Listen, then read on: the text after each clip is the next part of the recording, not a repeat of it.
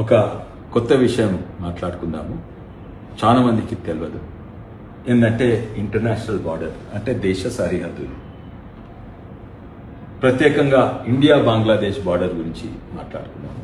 చూద్దాం ఎట్లుందో. సాధారణంగా ఇదొక దేశం ఉంటే ఇది సరిహద్దు ఉంటే ఇటుదికి ఈ దేశము ఇటుదికి ఆ దేశం, కంట్రీ ఏ కంట్రీ బి, సాధారణంగా ఇట్లుంటాయి సరిహద్దు. ఇండియా బంగ్లాదేశ్ కూడా అట్లా ఉండాలి. ఇది సరిహద్దు అనుకుంటే ఇది ఇండియా అయితే ఇది బంగ్లాదేశ్, ఇటుదికి ఇండియా ఇటుదికి బంగ్లాదేశ్. కానీ మీరు విచిత్రపోతారు ఇది చూస్తే. ఏంటంటే బంగ్లాదేశ్ లోపట ఒక ఇండియా ముక్క ఉన్నది, ఇండియా లోపల ఒక బంగ్లాదేశ్ ముక్క ఉన్నది. అంటే ఈ ఇండియా వాళ్ళు ఇక్కడ ఇండియాకు పోవాలంటే ఇక్కడి నుంచి ఈ సరిహద్దు దాటాలి, మళ్ళీ సరిహద్దు, మళ్ళీ వాపసు పోవాలంటే మళ్ళీ రెండు సరిహద్దు దాటాలి. ఇది ప్రపంచంలో ఒక్కటి రెండు జాగాలు ఉన్నాయి కానీ ఉండదు. కానీ ఒక్కటి రెండు కాదు, విచిత్రపోతుందంటే ఇవి ఎన్నో ఉన్నాయి. దాదాపు 111 ఇండియా ముక్కలు బంగ్లాదేశ్లో ఉన్నాయి. అట్లే 51 బంగ్లాదేశ్ ముక్కలు ఇండియాలో ఉన్నాయి. కానీ ఇంతకంటే విచిత్రం ఎన్నో ఉన్నాయి. కానీ చూద్దాం ఇప్పుడు ఇక్కడి నుంచి ఇక్కడ పోవాలంటే ఎట్లా. ఇంతకంటే విచిత్రం ఏంటంటే ఇది ఇండియా, ఇండియా లోపల బంగ్లాదేశ్, బంగ్లాదేశ్ లోపల ఇండియా, మళ్ళీ ఇండియా లోపల మళ్ళీ ఇంకో బంగ్లాదేశ్ ముక్కున్నది. దీన్ని ఏమంటారంటే ఎన్క్లేవ్స్ అంటారు. దీన్ని ఫస్ట్ ఆర్డర్ ఎన్క్లేవ్. ఇది ఇండియన్ ఎన్క్లేవ్ ఇన్ బంగ్లాదేశ్, ఇది బంగ్లాదేశ్ ఎన్క్లేవ్ ఇన్ ఇండియా అంటారు.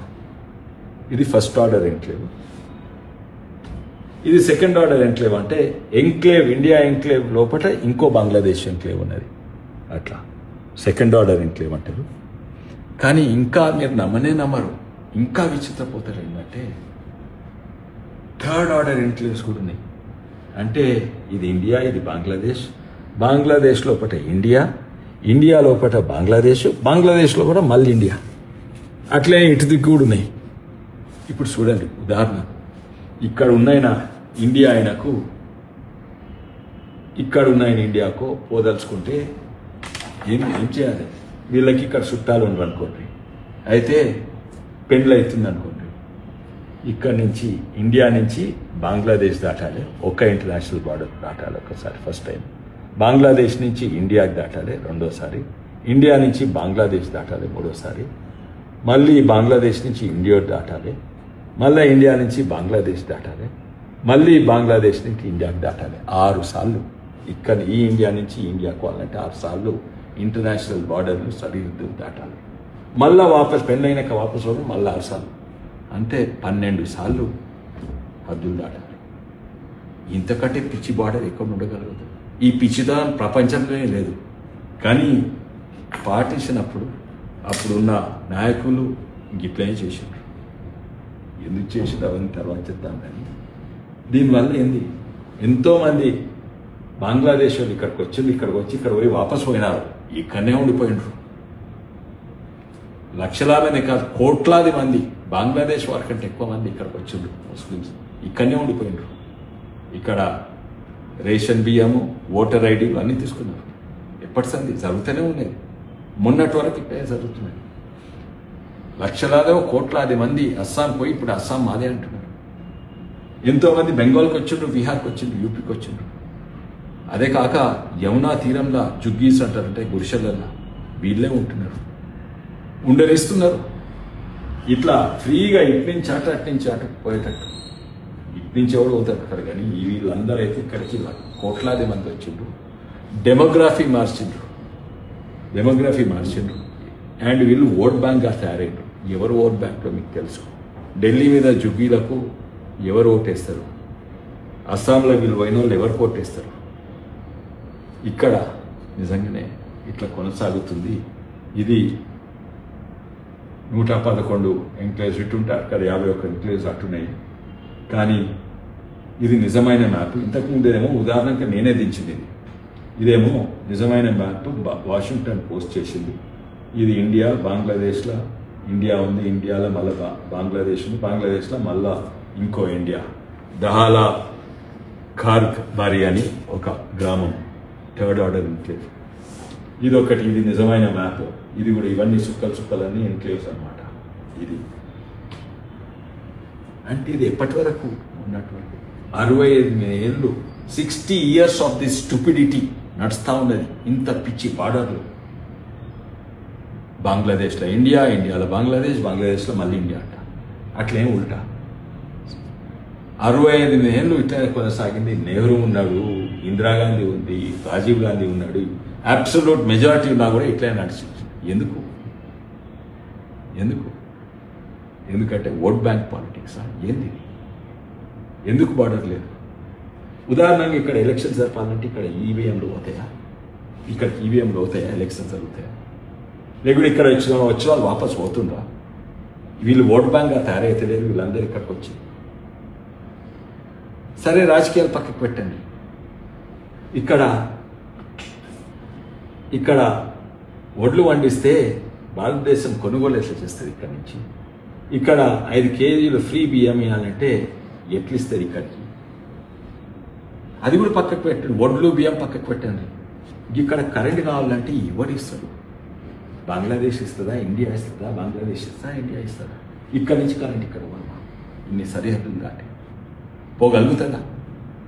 అదే కాదు ఇక్కడ తాగునీళ్ళు ఎవరిస్తారు?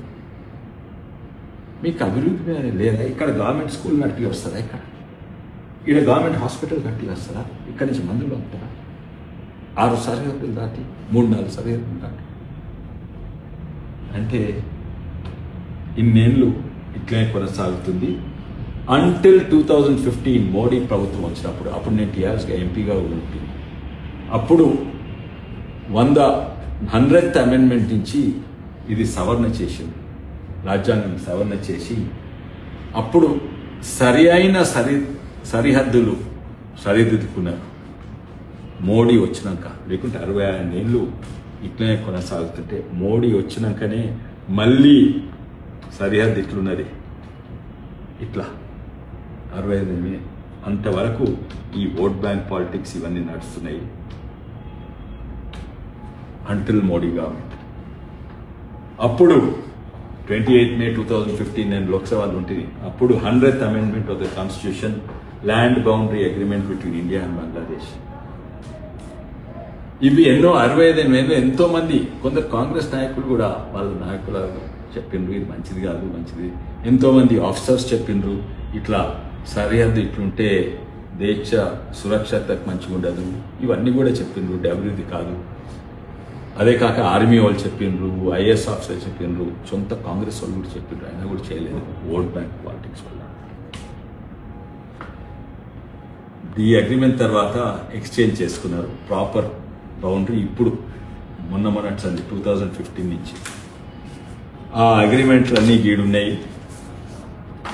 కానీ ఒత్తిడి తేంగా కాంగ్రెస్ వాళ్ళు, ఐఏఎస్ ఆఫీసర్లు, ఆర్మీ వాళ్ళు ఒత్తిడి తేంగా ఏదో చేసినట్టు 2 సంతకాలు పెట్టిండ్రు.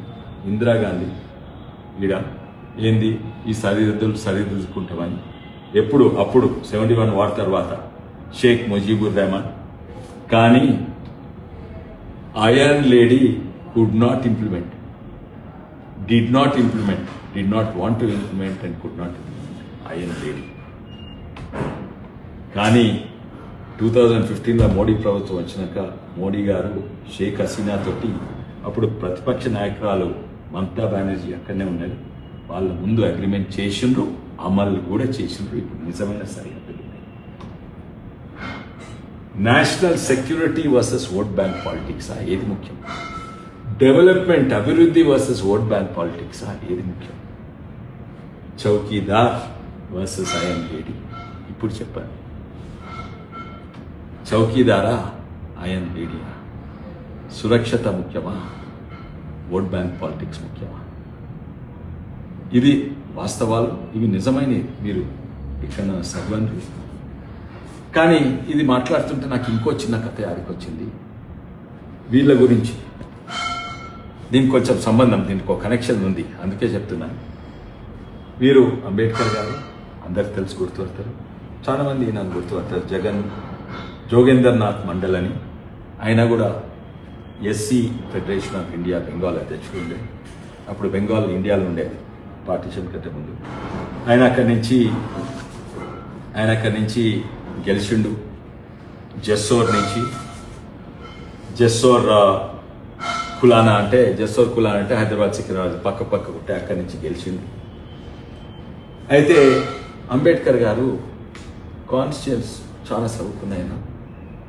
ప్రపంచంలో బహుశా ఇంత జ్ఞానం ఉన్న చాలా తక్కువలు ఉండే, ఏషియాలో అయితే లేనే లేకుండా డబుల్ పిహెచ్డి.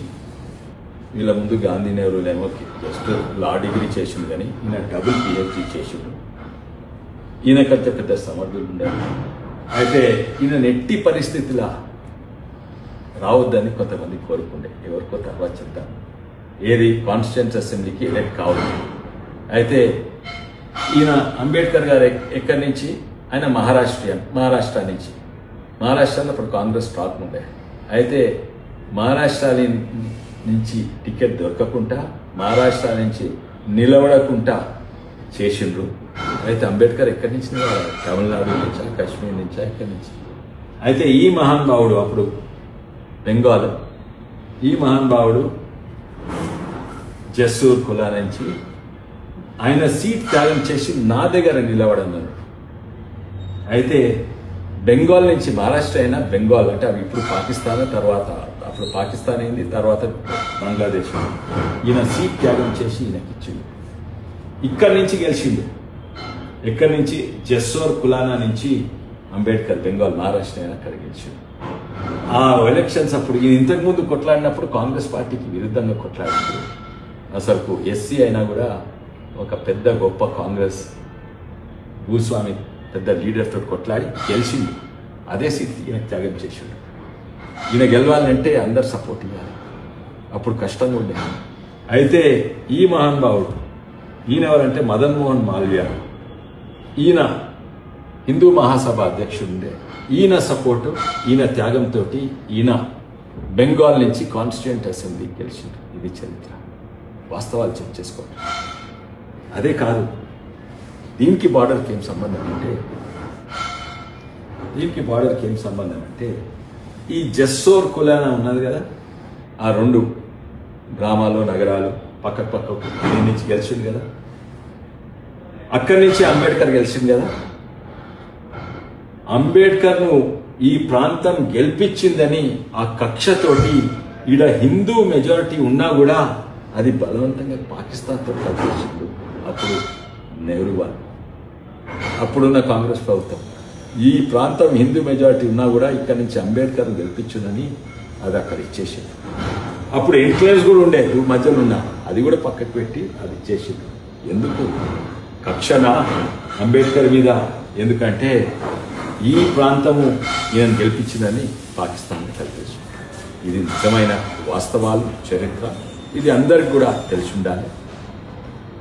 ఎందుకంటే ఒకటి అది పెట్టుకోవాలి, అందరూ కూడా ఎన్నో పొలిటికల్ పార్టీస్ అన్ని తప్పులు చేస్తారు, కొన్ని మంచి పనులు కూడా చేస్తారు, కొన్ని చెడు పనులు చేస్తారు, ఎంతోమంది నాయకులు. కానీ ఈ విషయంలో అయితే కాంగ్రెస్ పార్టీ అధ్యక్షులు అందరూ కూడా దేశానికి, మన అంబేద్కర్కు, మన ప్రాంతానికి, దేశ సురక్షతకు, దేశ అభివృద్ధి కొరకు చాలా ఈ విషయంలో నష్టం చేశారు. అందరికీ ధన్యవాదాలు. మరోసారి భారత్ మాతాకి జై. జై హింద్.